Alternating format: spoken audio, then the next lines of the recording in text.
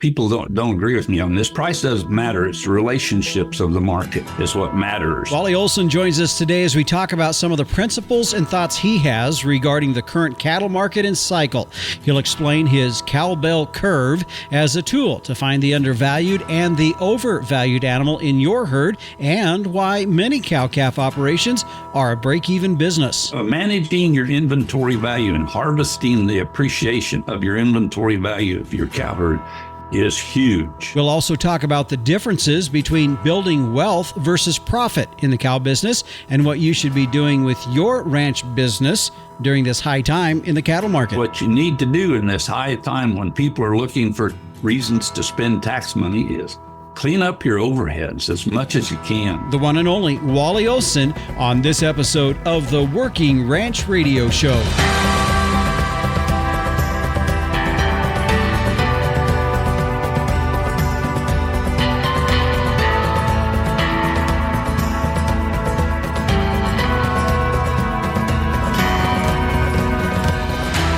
Well, hi, everyone, and we welcome you to 2025, our first show of the Working Ranch Radio Show of the year. I'm Justin Mills, and we're glad to have you along for the program. First of all, thank you to all of you that have been loyal listeners over the many years. We sure do appreciate that. And if you're just now finding us, maybe it's on your radio dial, or if it's on searching through different podcast providers and wanting to just kind of get the new year started off with listening to something each and every week that's going to be highly informative and we hope extremely educational and helpful to your ranching operation, well, welcome to the Working Ranch Radio Show, and hope you can stay with us through the entire show here today. We do have a lot that we cover each and every week. Of course, later on in the program, the captain, editor of Working Ranch Magazine, Tim O'Byrne, will be in for this week's edition of Tim's Two Cents, and then we'll hear from meteorologist Don Day with his look on that long-term weather outlook for all of us all across the country. So be sure to tune in later on in that. Well, we're going to get things started off this year with a show. Joining us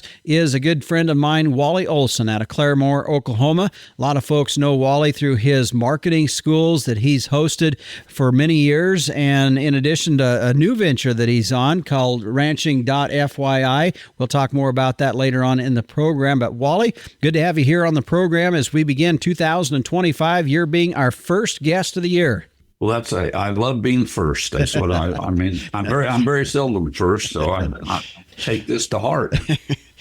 Okay, Wally. So I think as we start out the year, as I was telling you before we went on air here, that as we were recapping last year's show, and Clint Berry was our top shows of the year last year talking markets. And I think that still continues to be on the top of a lot of our minds as ranchers as we look ahead into 2025, because we are truly seeing some unprecedented prices in our cattle industry. They are, they are very high. And one thing you need to understand in the cattle industry, and I had an old mentor by the name of Orville Bird Sr. He was a rancher, and he said, the cow business will make a rich man poor and a poor man rich. And it goes on all the time. I mean, you can see people that just lose the whole thing and other people that start out with nothing and just build dynasties.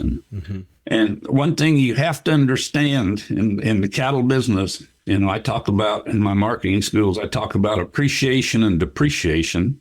And you also have to understand inflation and deflation. We have just went through a huge inflation in prices. And, what do you do with that is the question. Yeah. How do you handle that? Yeah. Well, today, as I think for a lot of guys like myself, we're just kind of wondering how this market's going to continue to play out. I mean, simply supply and demand numbers indicate that there's some strength to this market even beyond this year, but we'll talk about that later. I think the thing that I want to visit more about with you, just what are you seeing in this? I know if folks are not familiar with you, for the folks that are, they know that you've been doing this, trading cattle and working through the cattle markets for many, many years. So I just kind of want to know where you're at. So before we start there, I think one of the things is to understand, and you had actually sent me an article that you wrote 10 years ago about where the cattle market was then. And it's eerie or weird, I guess, that we're kind of looking at something that you saw even 10 years ago as we were looking at that market. So the first thing we really have to understand is just where are we at now with our market? So I'll just kind of turn that over to you. Okay, one thing in that article, what was written about is, you're right, Erie it's I mean, it's just going right down the row in what's happening. And what you need to understand, that people don't agree with me on this, price doesn't matter. It's the relationships of the market is what matters. And just like back then, in 2014, there was lots of $3,500 cows sold, that's where we're at right now. And a few years later, when those cows were culls, they were $700 cull cows, because deflation had hit the market and depreciation had hit the cow.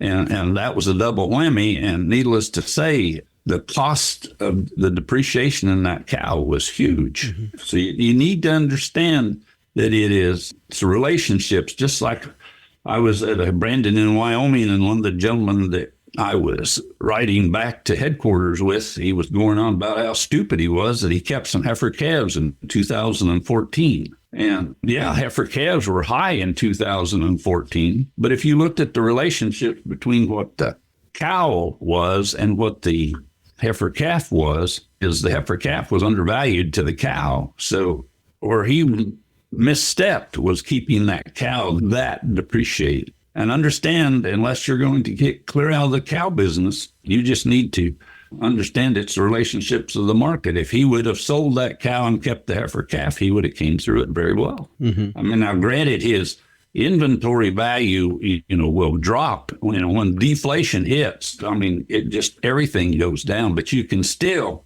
be having really good cash flow even in a declining market. Wally, you talked about one of the things that people maybe struggle a little bit with, or maybe not in agreement with you on, is knowing that price isn't as big of an issue as the relationship. And you were just kind of recapping that a little bit more. But I want to go a bit more into that, because that is one of the tougher things, because as you said, we can always look at those values of the different classes of animals, and that's what you're talking about. That's the relationships we're looking at as those values vary. But when these cattle prices continue to come up, $3,500 is still $3,500. It doesn't matter the relationship side of things or not. So how do we manage through that aspect as ourselves, looking at that, and give us that confidence to move forward on a buy? Well, the one thing you need to do is you need to learn and develop skills. One is marketing skills. Clint Berry talks about marketing skills, and Doug Ferguson does, Tina and Richard McConnell does, and you need to go to a school to learn how to do this. And everybody says, well, we know how to market cattle, and yes, you do, but you can do it better. Mm-hmm. And what Bud Williams taught in sell-by marketing changed my life greatly. And like I said, price doesn't matter. It's the relationships. And I will give you an example right now, and I cannot remember the exact numbers, but a gentleman came up and was asking about, whether he should sell some fall pairs that were worth, basically $3,400. And he could keep a heifer calf for $1,460. Well, if you subtract 34 from 1,460, you come up with $1,940 of cash. Mm-hmm. So you understand, okay, you've stayed in the business, you bought the heifer calf, and you've got a heifer calf now and $1,940. And so, added on whatever it costs to keep that heifer, $700 or so, now you have a $2,100 heifer. So you went from having a $3,400 cow down to a $2,100 cow. So you have reduced your capital in your herd by a huge amount. And that's the same as working the market down. Mm-hmm. In your article that you wrote 10 years ago, you started it by talking about the perfect storm is here in the cow business. And as we were talking about that, it is eerie or ironic how we are close to seeing some elements of that. What are you seeing? On a side note here, later on in the show, meteorologist Don Day will come on. We'll talk about weather. And one of the things that they always look at from a weather standpoint is looking back over similar, things don't repeat identically, but similar trends. let's work back 10 years ago. What are you seeing 10 years ago? What did you see 10 years ago that you're seeing as we look into 2025? Well, just talk about the cow-calf business, and is what I saw back then is the relationship of the cow to the heifer calf. And so you sell the cow, keep the heifer calf. And the same thing is happening today. If the relationships work, sell the cow and keep the heifer calf. And like I said, I spent lots of time with Bud Williams in marketing, and he just drilled into you deal with today. What are the relationships of today?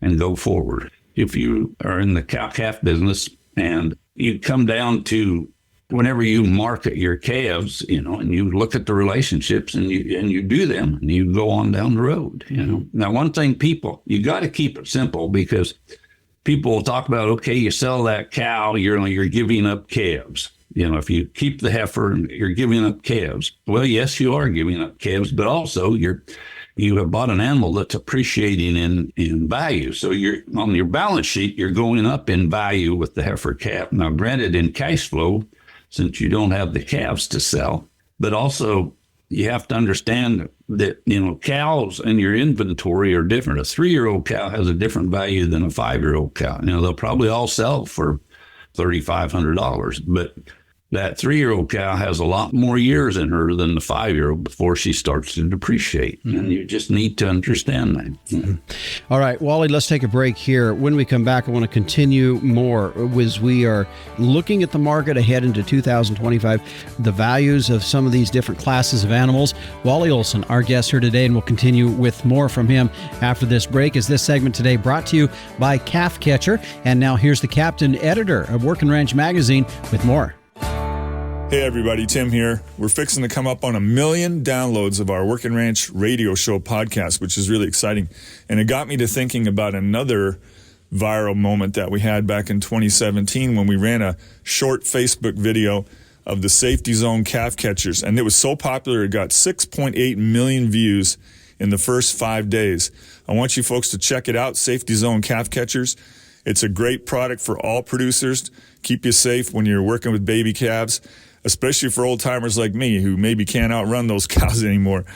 Check them out, Safety Zone Calf Catchers. Calving season is a favorite time of year, but along with that special time are dangers, extra stress, and increased labor. Safety Zone Calf Catchers are all about safety and making processing new calves easier. Designed for ATVs or UTVs, one person can do the job and never be threatened by the protective mother cow. Make this and every calving season safer and easier with a Safety Zone Calf Catcher. Watch videos and customer testimonials or order yours today at safetyzonecalfcatchers.com or call 877-505-0914. Affordable and made in the USA. Make your upcoming and all future calving seasons safer, easier, and stress-free. Durable and designed to work anywhere you can drive your ATV or UTV. Order online at safetyzonecalfcatchers.com or call 877-505-0914 today. Wally Olson is my guest here today on the Working Ranch Radio Show as we continue to talk about looking at this market from a business standpoint as us as ranchers, understanding how do we work through this and feel confident to some extent of where this market is going to go, and then how do we work within that market and knowing that the market is the market. It's going to happen, right, Wally? No matter what we do, it's going to happen, right? So we just need to learn to manage within it, correct? That's correct.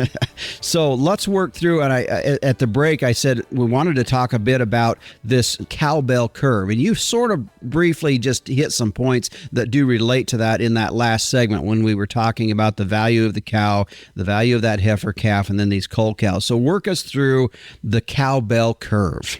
Okay, the Cowbell Curve is one of mine and probably my only original thought I have ever had. So the reason I developed it is to understand the values of your inventory in your herd. And so what that is you have heifer calves, and it's to compare the heifer calf to the bred cow to the value of a cull animal. If you do this, what it's interesting comes up, the heifer calf and the cull cow usually ends up equal in value. Mm-hmm. And basically to me, and then if you look at the value of the bred cow, there's a huge jump up. And that is why basically to me, the cow-calf business is break even, is because we failed to capture the increase or the appreciation of your inventory from your heifer calf up to the bred cow. Now, granted, you have to do this relationship because if you get into a drought, that bred cow could probably be worth less than a heifer calf. But what this does is just shows you where your value is and stuff. So with that, Wally, essentially, and everybody is familiar with the idea, you need to be familiar with the idea of what a bell curve looks like. It's lower on the left and it goes up and then it goes back down. So let's just kind of throw that in there real quick. Think through this in your mind's eye, in your mind picture, and Wally, work us through again. Let's start with the heifer value, where are we at with the heifer value, cows, and then work down again. And I will give you an example here because I have a bell curve that's in this article you were talking about. The heifer calf that day was worth $1,460. Okay. The bred cow we're selling for $3,400. So you take the $3,400 minus the $1,460 and you have $1,940 left over. And so what that's telling you, you can sell the cow, replace your inventory, because that's very important, because I'm not smart enough to know where the market's going. But what this is telling you is that, you have a heifer calf and $1,940. You have to take some money to make that heifer calf into a bred female, and that's probably about $700 in this case. So you have about $2,100 in that animal, and then the rest is cash that you can pick up and do something with, whatever. One thing you have to do is everybody will get talking about, well, what happens if the heifer doesn't breed? What happens if this? It doesn't matter. You have sold the overvalued animal and bought the undervalued animal, and you can just go on down the road. Some of them will breed, some of them won't breed, and you get to complicating it too much, and you lose sight of what's overvalued and undervalued. Mm-hmm. Wally, I wasn't paying attention real close there. Did we figure in the loss of a couple of years of a calf crop that we won't have with that cow? And see, this is where you have to know and understand the bell curve, because, the value, if you on your inventory, you have heifer calves, yearling heifers or bred heifers, and second, 2-year-old, 3-year-old, 4-year-old, 5-year-old, 6-year-old cows.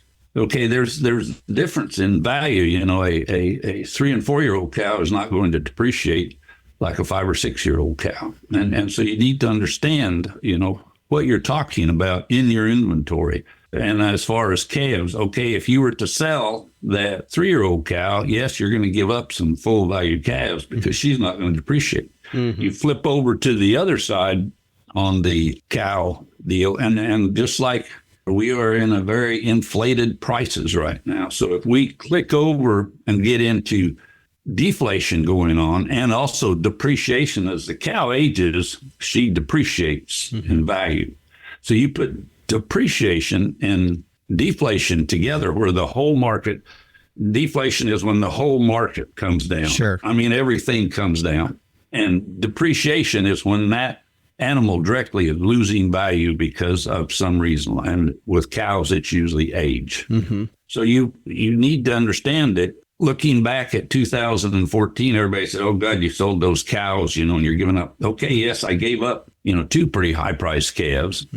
But the other 2 that she would probably had, in her lifetime were so cheap compared to, because of deflation went on at that time, that you didn't have enough money left over to cover the depreciation that took place on those cows. Okay, so I'm going to kind of regurgitate this back a little bit, make sure I'm understanding this correctly. And as we go through this cowbell curve, we see that heifer calf is what you're saying right now is kind of the undervalued animal right now, whereas that bred cow is our overvalued animal. Then as it continues, that curve or that line trends and goes to the right, then it goes all the way down to the value of an aged old cull cow. So we got that gap in there, you said, and when we look at that bell curve, that top part of that has kind of flatlines a bit, and you're saying it's around that 3 to 5-year-old mark. Is that kind of where it flatlines a bit? Yes, that's where it flatlines. The value, they hold their value, or even increase in value a little bit. Yeah. And so you need to know what you're really talking about. Where most banks, you put cows on a balance sheet, you just put cows. Managing your inventory value and harvesting the appreciation of your inventory value of your cow herd is huge, and very few people understand that. Okay, say that one more time, Wally, because I think that's a key point right there that I think you have been working through schools for years to try to teach people what you just said there. So I want you to say that one more time. Okay, you got to understand that the value of your inventory is always changing, and you have to break it down by age groups. You have to value your weaned heifer calf, your yearling heifer, your bred heifer, 2 and 3 and 4 year old cows. And then you got to understand where that value starts falling off again. And, you need to harvest that appreciation when they're the most valuable. And you have to understand that everybody will talk about depreciation, and they talk about how the 8-year-old cow is the most profitable cow you can have. And the problem is they use straight line depreciation, and that isn't the way a cow depreciates. She goes up in value, she holds her value, and then she falls off the edge. Whereas straight line puts depreciation on your 2-year-old cow, your 3-year-old cow and stuff. Yeah. And so when you get down to your 8-year-old cow, there's no depreciation left. Well, that's false, in my opinion. Mm-hmm. And if you want to get me up on another soapbox, cow longevity and indigenous knowledge of the ranch, you don't need to have old cows around to have that. Sure. All right. Two things, right? That you just hit two things that we may need to talk about. I'm going to write those down. But anyways, let's continue to move forward through this bell curve just a little bit, because it's taking us now then to, you said harvesting our appreciation. Okay, I get that. What's the other side? We got to get clear to the other side of that now, don't we, in order for this to work? And what I'm talking about is then we've got these 6, 7, 8, 9-year-old cows where you're saying we're not taking into account what she is losing in depreciation every year on our balance sheet. That's correct. What it does is that basically and since nobody tracks this, you don't write a check for it. Mm-hmm. You just don't build wealth with it. You understand what I'm saying? I mean, the depreciation in the cow herd, nobody tracks it, and you don't write a check, so nobody really pays attention to it. But what happens is those cows go over and they go down in value for 3 or 4 years, and then you sell them. Well, an older cow, they say, well, an older cow will have more calves, and that's true. And the older cows, she has more calves, and also on older cows, you no longer have depreciation. I mean, after they get down so far, you can raise calves out of them because they aren't going down in value. They're down, they're valued at call. And so the way to start this, if you want to try this, you tell people to sell whatever. I'm not going to say to sell your 5-year-old cows or whatever. It's sell your overvalued cows compared to your heifer calves. And the way you start that is you discover those, and you'll probably discover they'll be your 3, 4, 5, and maybe 6s, depending on the market. And what you do is you sell some of them, and you keep a few more heifers. I mean, if you're keeping heifers anyway, you're not adding to your workload. Mm-hmm. And then on the cows that are over, the 7, 8s, and 9s that have already depreciated, you've already lost that. Just keep them. They'll keep raising calves for you, and you just slowly move out of the business, and you just keep keeping more heifer calves and selling more 5-year-old cows or whatever. I hate this. I get it. Yeah, what you're saying is you're not wanting. You're using 5-year-old as an example, but people need to understand. You need to you take your running herd, and you need to take your 2s, 3s, 4, put them on a spreadsheet, put a value on it, compare that to the price of a heifer calf. You make that determination. That's what you're saying. Yes, I'm noted as the 5-year-old cow and out guy, and I'm not. It's due to relationships, and you just are always manipulating your inventory value and harvesting the capital out of it. Mm-hmm. Okay, Wally, we need to take another break here. Boy, I tell you, we can keep going. I don't even know if we've got past the first talking point that you and I were talking about here, because we just got plenty to go here, but we're going to continue on with Wally Olson after this. But this segment today brought to you by Apex Cattle, your Heterosa's headquarters. Mark your calendar for their annual bull and female sale coming up on Monday, January 27th. Sale time set for 12:30 on that Monday, the 27th. Of course, lunch ahead of that, but talking with Dan Leo the other day, really really pleased and proud of what they have to offer. Some Simmental and Angus genetics responsible for some of the best heterosis packages in the industry, and you're not going to find a better set of good made solid bulls that are going to perform in your herd. One of the things I was flipping through their catalog and I saw this, about none of their 2-year-olds receive corn. And I'll tell you what, we've got a lot of bulls sold in the country that are finished out on corn, and when it comes to being bulls that are going to last in the countryside, it's probably not going to be those bulls. And so it's nice to see an outfit out there that's putting these bulls together that are going to last for you, they're going to be productive and improve your genetics. We're into a cattle market now to where these genetics are going to really count as we move forward in this. So if you want a good set of semi-cross Angus bulls, check out Apex Cattle. They're offering about 140 head of 2-year-old as well as some yearling bulls. In addition, about 115 head of some bred heifers, and just a little offering of some older cows that are retiring out of the herd. And for the first time, Dan was telling us some heifer calves from last year. So if you'd like a sale catalog, give Dan Leo a call, or you can also call Jody Hazen as well. Go to their website at apexcattle.com. You can find an online sale catalog right there, or you can request one online. Give Dan or Jody a call as well if you'd like a catalog sent to you. By the way, when it comes to buying bulls or replacement cattle in this era, you can pretty much do it from anywhere, and cci.live is how you could watch that sale and even bid online. So you can do it from anywhere, and shipping, when it comes to that, they've done it before. They'll do it every year, ship it all across the country. So check it out, Apex Cattle, their sale coming up on Monday, January 27th. Are you tired of putting the wear and tear on your ranch pickup or your good side-by-side out checking stock tanks or reservoirs? Or maybe it's just keeping an eye on a remote ranch location. When you stop and you think about it and you start to calculate the cost of your time, fuel, and miles on your vehicles, you're going to scare yourself. But there really is a very simple and a reassuring solution, and it's called Barn Owl. Barn Owl off-grid cameras and smart alerts provide you that assurance, and there's no question it is a time and a money saver. From anywhere at any time, no Wi-Fi or power needed. Build your off-grid camera system today at barnowl.tech. Real-time awareness starts here. Always know with Barn Owl.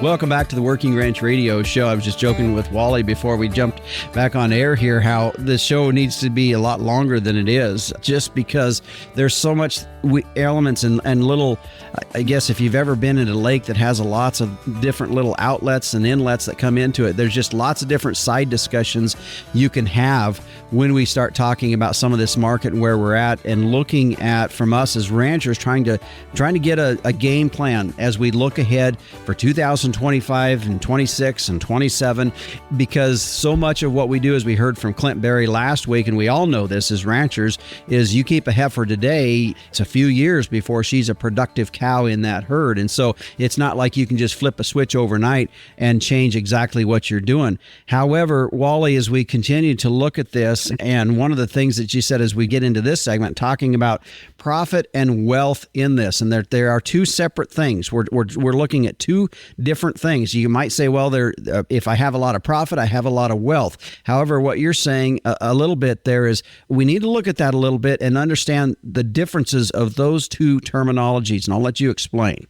Okay, one thing, when you talk about profit and wealth, profit comes, and most people, I don't want to disparage anybody here, but lots of people, they work down through different problems, and you come down to the bottom of the spreadsheet, and here's the profit. But that is pre-tax profit, and you've got to understand wealth comes from post-tax. After you've paid the taxes, that is where your wealth comes from. That is where you can feed your family, and that is where you can buy land, because land is bought with after-tax dollars, and you need to understand that. And if you are a very profitable stocker operator, when I started out, I was a stocker operator. There was no reason in the world to have a cow because of cash flow and turnover and just everything. And I would go down and spend weekends with Bud Williams, and every weekend I spent with him, he had an agenda he was going to teach. And one weekend it was how to make profit with cows, and it changed my life. And it was how to create wealth. Because if you are in the cow business or in any reproductive animal business, you can capital gains tax those cows. And the capital gains rate is at a whole lot reduced rate over ordinary income. And so when you compare after-tax income from a stocker business to a cow business, there can be, if you are very profitable, there can be up to 20% difference in the tax rate. 20% of your profit goes to tax. And another big thing, and this is up to you to decide whether you're going to manage your retirement or you're going to let the government. I worked for the Kelly Ranch for many years, and now I'm retired. And on the 22nd of the month, I get a very good check from Social Security. And this is something you got to decide, because when you capital gains stuff, you do not have to pay self-employment tax. And when I was working for the Kelly Ranch, I paid 7.5%, and the Kelly Ranch paid 7.5%, which is a pretty good trade. Yeah. But if you're self-employed, you're paying all 15% of it. And I think there's better places that you can put your money to create more income for your retirement than sending it to the government. So you need to understand those two things there. That's where you create wealth, is getting that money after tax dollars. Wally, at the break, you shared with me an example that I'd like for you, if you wouldn't mind sharing with our listeners, because I think it's another aspect within our ranching management as a business that we need to look at when it comes to looking at things from a profit versus a wealth builder. And I thought it was an interesting example, so I'd like for you to share it with our listeners if you could. What you need to do is understand that people talk about a terminal cross herd is more profitable than a maternal herd. And when I'm talking about that, it's down, do you buy your replacement cows or do you make your replacement cows? And so when you're talking about a terminal herd and you're selling all the animals, you get ate up. If you're profitable, you get your taxes eat you up, because when you put in the self-employment tax and the higher ordinary income tax rate compared to the capital gains and not having to pay self-employment tax, it's huge on creating wealth. Whereas if you take that heifer calf and you carry her up and sell her at, when she is most overvalued, you can capital gains all of that income. But you just need to understand this. It's complicated, and there's lots of people that talk about, well, just make enough money and pay the taxes. And that is somebody that hasn't paid taxes, I promise you. Because if you pay taxes, and taxes can start to be one of the highest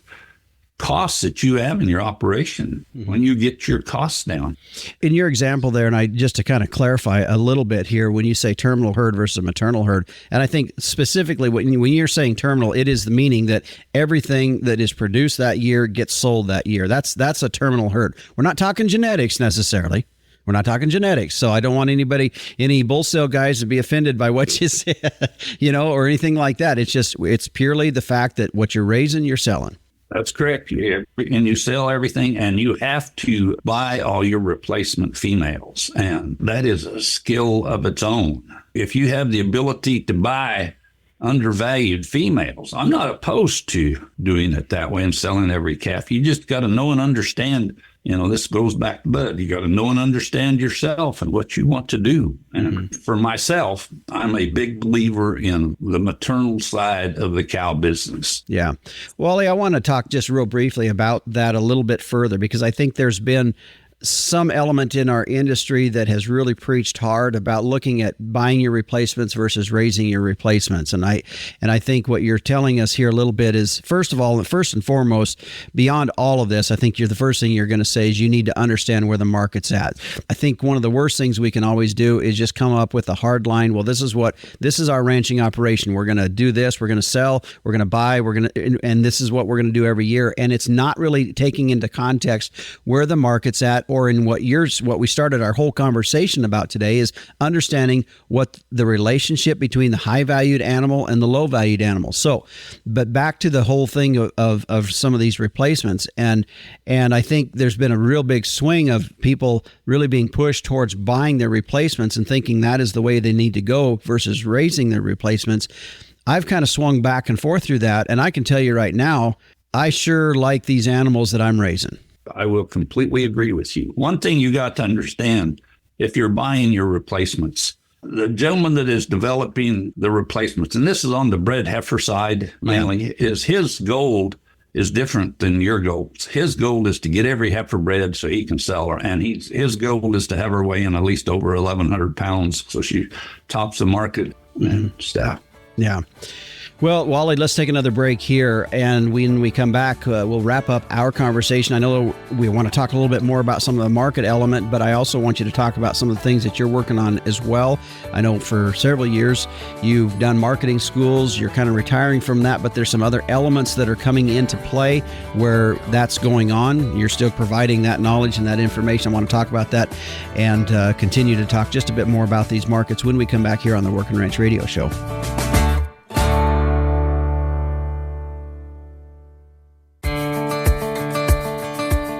Welcome back. My guest today is Wally Olson. He's out of Claremore, Oklahoma, but I think a lot of folks, actually I know a lot of folks have been familiar with Wally over the years, and whether it's you're going to his marketing schools or even involved with his ranching.fyi that he's a part of now. We'll talk about that here in just a bit, but before we get to that, as we kind of wrap up our conversation today, Wally, about this market, one of the things you and I were talking about at the break is just folks need to prepare themselves as we look ahead and what this market's going to, or where we're going to go with this market. Explain what you mean by that.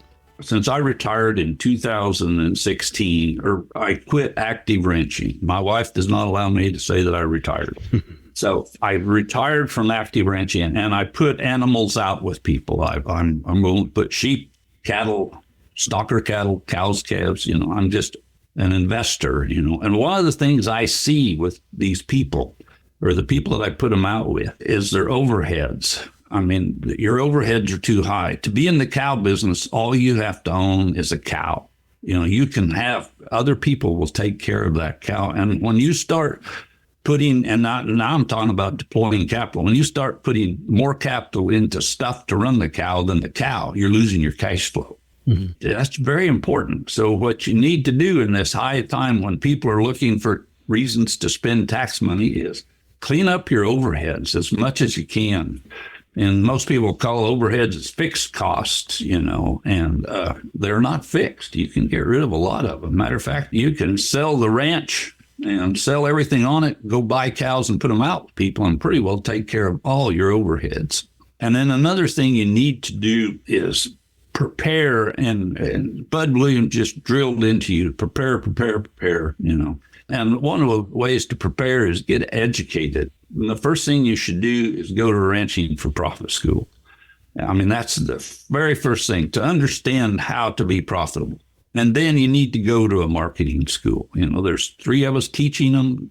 Any of them are good and stuff. So get educated, and whatever you can do to learn more, prepare yourself, and understand that an education has tuition. And when you change stuff, go slow, because you're going to have to pay tuitions. Mm-hmm.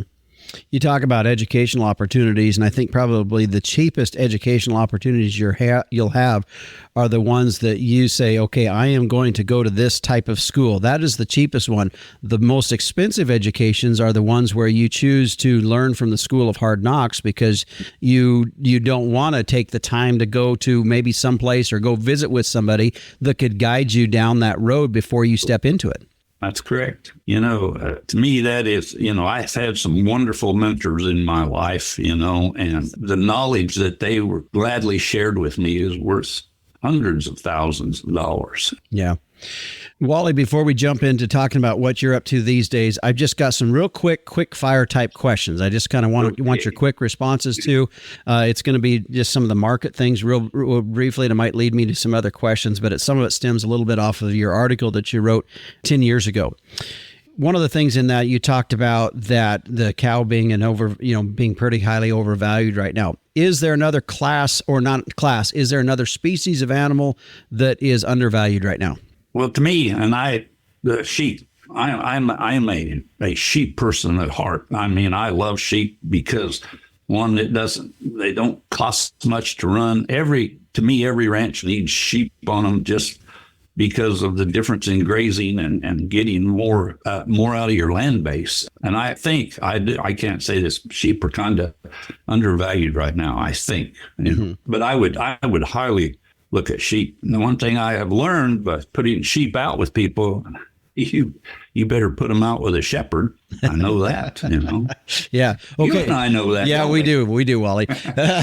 Okay, real quick, just a little bit more about that. Sheep. You say sheep. So let's just go down that road just a little bit. Sheep. Are you saying sheep or goats or sheep? And then if it's sheep, is it wool sheep versus haired sheep, goats? I mean, just expand a little bit further on that. Well, I tell you what, if you're in hot and dry and dusty and have rocks, it's goats. If you have a brush resource, goats eat brush and they do a good job, but you need to make sure that it is hot, dry, and dusty. I mean, with rocks to get their doggone feet down. Yeah.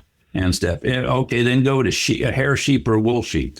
I have a nephew that has bonded wool sheep because they're used to herding with his cows, and he just puts them out there, and it works very well. If you're going to get into the sheep business, I would highly recommend hair sheep because they appear to be moving into the ethnic market, and they are very profitable to run. Yeah. And there's less problems than the hair, the wool sheep. Yeah. Would there be some geographical elements that you really wouldn't look at the haired sheep? I mean, further north you get, maybe more of a wool sheep, possibly. Well, I wouldn't argue that with you. I mean, if you're going to run, hair sheep, make sure they get plenty of hair on them in the winter. Okay, real quick on the cow market, just a bit back. In your article, you talked about a 50% rollback that we saw in that market. Do you anticipate similar as we look ahead in this market? Yep. Very bad. Yeah, it's gonna roll back that much, if not more. I mean, and you got to realize we're too high right now. We're going to go to too low sometime, and then it's going to bounce back. Just like in what was it? I can't remember for sure, but 16, they got really cheap, and then they bounce back. They will adjust, and you've got to have the wherewithal to withstand these gyrations of the market. They're going to happen. Do you want to give me any speculation on when? I tell you what, everybody's talking about, that to rebuild the cow herd, and the yada yada. We got so many more years to go. I would love to go back and hunt up in 2015 and 14 what was being said then. Yeah. But you deal with today, because that's all we can control is today. And don't worry and fret about tomorrow. And for God's sakes, put the past behind you. Okay. All right. Let's talk about what Wally Olson's up to these days. I know, as I had said before, you'd been doing the marketing schools for many, many years. Ranching.fyi is what you're up to these days. Talk a little bit about what's going on there. Well, ranching.fyi is I ate dinner one day in Mount Hope, Ohio with Monroe Miller, who's an Amishman, and we were visiting about what's the most important thing you can do. And he said to pass your knowledge on to the next generation. And so I took him to heart. Chip Hines and I, Chip has passed away now, but Chip wrote some wonderful books, just like another mentor, Walt Davis, wrote some wonderful books. Well, I cannot spell, and I am not going to write a book. But as you can tell, I talk. So a group of us started ranching.fyi, and that's ranching for your information is what it stands for. And we're just putting information out there. It's four of us, John Haskell, Cinnamon Linhart, Brian Munger, and I are doing it, and I am phasing out. And we've started Market Sims, and that's going to be a marketing school put with some simulations to prepare you to make the decisions, because you need to be prepared. When this market starts going down, that is not the time to start. It's now. And so we got one coming up here in Claremore, the 14th of January. But just go to ranching.fyi. And then another thing I am going to do, we do a market pulse every Monday morning at 7:30 Central. And what we do is we just visit about the market. And what I'm going to do is I'm going to spend time on what we've been talking about, working through inventory values and how to profit from this cattle market that we're in right now. It's going to take a few weeks to do that. So go to ranching.fyi and look into it. All right. Well, Wally, we sure appreciate you being here on the program, but I sure appreciate you taking the time here this morning to visit with us. So, Maybe you can come up with something else you want to talk about. You bet. I will gladly do it. We usually have fun together. Yeah, we do. All right. Well, Wally, wishing you guys the best in 2025. You bet. Same to you, my friend. Thank you. Bye-bye. Wally Olson joining us here on the program this week to get the year started off with a very thought-provoking and very informative show. I know there's going to be things that he talked about that you're going to want to go back and listen to it again. I'd encourage you to sit down with a piece of paper, maybe your computer up with an Excel spreadsheet ready to go to put things out as you hear them. By the way, if you want to go back and listen to the show, you can find our program on any podcast provider, or you can go directly to our site at workingranchradio.com. And also, don't forget to click to subscribe, too. So each and every week when we kick out a new show, you'll have that show up and maybe be downloaded to your device, or at least let you know what's going on with the programs that we have as well. So I appreciate Wally doing that. By the way, their website that he was talking about, ranching.fyi. That's the website. Pretty easy to get to. You can find contact information should you have questions or want more information about what he's providing there through that service as well. Well, stay with us. When we come back, the Captain Tim O'Byrne will be in for this week's edition of Tim's 2 Cents, and we'll hear from meteorologist Don Day with a look at our long-term weather. Fascinated by our wild weather? Now you can learn, appreciate, and understand the weather in your own backyard with the new Tropo Rain Gauge. Having achieved the highest rating of any product reviewed by the weatherstationexperts.com, the Tropo boasts rugged durability, impeccable accuracy, and precision to the 100th of an inch. Visit measurerain.com to order a Tropo today and use code RAINDAY. That's RAINDAY for free shipping and 10% off. Go to measurerain.com. Hey, Justin. Hey, everybody out there in Working Ranch Radioland. Back to work for us. I got to tell you what, I stepped on the scale here the other day, and I am not impressed with what I saw. Too many of Christine's homemade gingerbread cookies over the holidays. But that's okay. We'll be back in tip-top shape for when you and I and some of the other Working Ranch crew members are going to be making our laps on the trade show floor at the NCBA CattleCon 2025. Come and see us, booth 2010. Pick up a free magazine, give it to somebody else, and we'll have a good visit and safe travels. Hope to see you there. Back to you, Justin.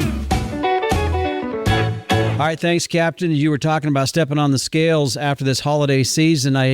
Speaking for myself, if I was a steer in a feedlot, I'd be pretty happy with my daily rate of gain for the last couple of weeks, but probably not sustainable or healthy, neither one. But nevertheless, what's a new year's start if we aren't looking at the scales and thinking, wow, we need to kind of maybe back things off just a little bit and not head to the feed bunk quite so often as we had been for the last 2 weeks or so. But anyways, let's move on. Next, joining us, of course, as he does each and every week, is meteorologist Don Day as we take a look at our long-term weather. And Don, let's look ahead, because as we were talking just before we started here today, you had mentioned that it's kind of the tale of two halves, both physically here in the country and then also what's going to happen weather-wise. Explain what you meant by that.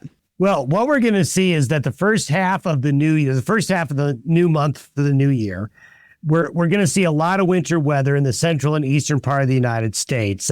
It's been kind of in the news lately about the approaching cold that's coming, and it's really going to hit the northern plains, the Great Lakes, the Corn Belt. But this cold is going to work all the way down to the Gulf Coast. I mean, I could see some very cold temperatures in Texas, some cold possible frost conditions in Florida here during the first half of January. And a lot of winter weather. There's going to be not only cold, but there's going to be ice and snow.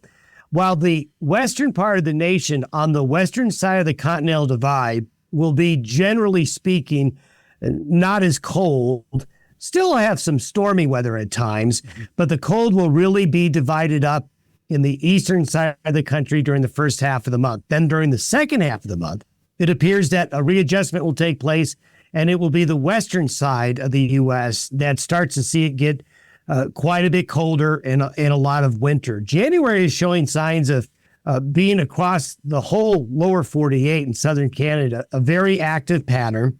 And more often than not, it's going to be getting colder. It's going to look a lot different than this past month. Now, a lot of the central and eastern United States has had a cold winter or a cold December, but the western United States has been very warm. And so that trend, to some extent, continues for a little bit longer.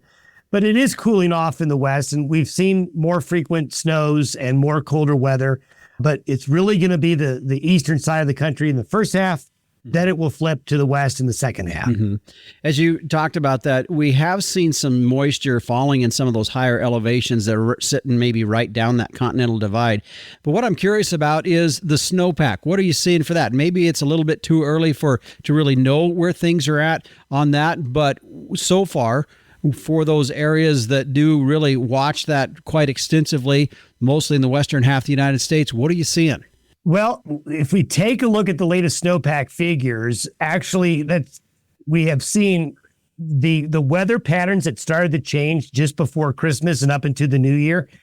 We actually have all of the state of Oregon, all of the snowpack areas of California, northern Nevada, as well as Idaho. All those states I just mentioned, snowpacks are above average. Oh, okay. Good. And doing quite well. But a lot of it has come here recently, since we talked last. And we've seen some of that heavier snow get into the central Rockies. So we've seen a nice uptick in snowpack conditions in Utah, Colorado, and western Wyoming, as well as, snowpacks aren't doing bad. They could do better in Montana, but we're entering a weather pattern, Justin, that I think is going to give all of those areas I just mentioned more snow and a boosting snowpack. Where there are two areas that are not doing as well.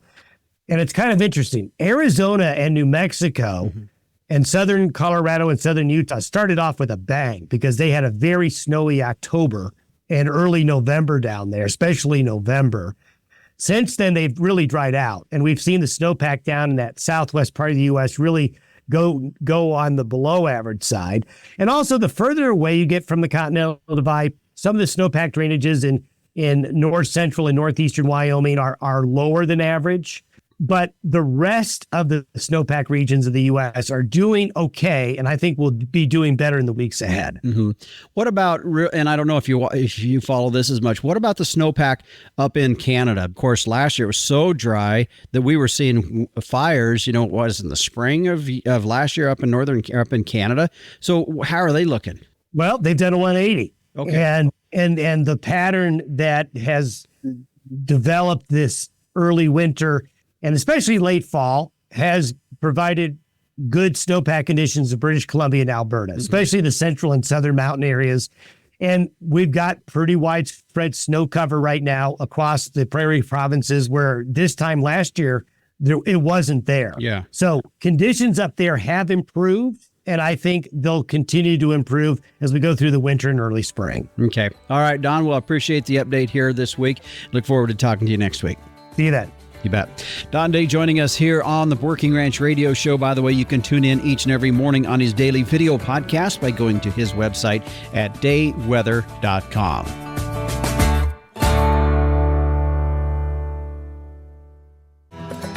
With the start of another year, it's also when several of our industry groups have their annual meetings, and coming up later this month in San Antonio, Texas, January 24th through the 29th, the American Farm Bureau Federation will be having their 106th consecutive convention. You can go to their website for more information on that. And as you heard from the captain, also San Antonio playing host to the 2025 Cattle Convention. That'll be February 4th through the 6th. And that also coincides with the San Antonio Stock Show. That's February 6th through the 23rd. Out into February, the Society for Range Management will be having their 25th annual meeting in Spokane, February 9th through the 13th. And then out into March 9th through the 11th, National Farmers Union will be meeting in Oklahoma City. Well, the Working Ranch Radio Show is a production of Working Ranch Magazine, branded #1 by America's Ranchers. And by the way, if you have a subscription, you should be seeing that showing up in your mailbox almost any day. Well, if you'd like to get a hold of me, my email address is justin.workinranch@gmail.com. And if you're listening via podcast, be sure to leave us a rating or a review. I'm Justin Mills, and until next time, keep your chin down and your mind in the middle. So long.